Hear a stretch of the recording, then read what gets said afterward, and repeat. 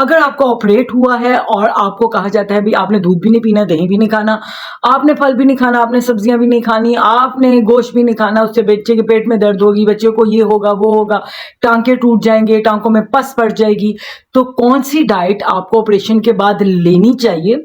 वो डाइट ये है कि आपको अपनी डाइट के अंदर प्रोटीन लेनी है, आपको अपनी डाइट के अंदर कार्बोहाइड्रेट्स लेने हैं, आपको अपनी डाइट के अंदर फाइबर लेना है, आपको अपनी डाइट के अंदर फैट लेना है। प्रोटीन में आप एग ले सकते हो, आप मीट ले सकते हो, गोश्त, छोटा गोश्त, मटन, बीफ, फिश, चिकन, कुछ भी यूज कर सकते हो। जाहिर है आपका ऑपरेट हुआ है, आपका ब्लड लॉस हुआ है, तो आपको वीकनेस होगी। उस ब्लड को रिकवर करने के लिए आपको मीट की जरूरत है, वो लें। आप दूध और दूध से बनी हुई अशिया ले सकते हैं। आपने नहीं लेना तो सिर्फ बाहर की आइसक्रीम नहीं लेनी, बाहर के आपने सॉफ्ट ड्रिंक, प्रोसेस फूड नहीं लेनी, डब्बों वाली पैक फूड नहीं लेनी। उसके बाद आप ताजा फल और ताजा सब्जियों का इस्तेमाल जरूर करें, क्योंकि उसके अंदर फाइबर है। फाइबर से आपकी डाइजेशन अच्छी होगी, आपको कॉन्स्टिपेशन नहीं होगी।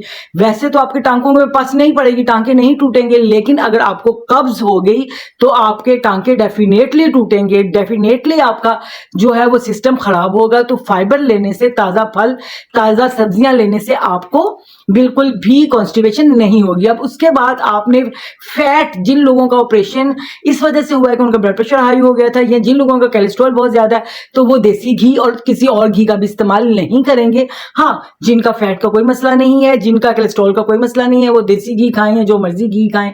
उनका छुआनियां बना के पीने को दिल चाह रहा है, उनका पंजीरियां खाने को दिल चाह रहा है, वो सब कुछ खा सकते हैं, नो इश्यू।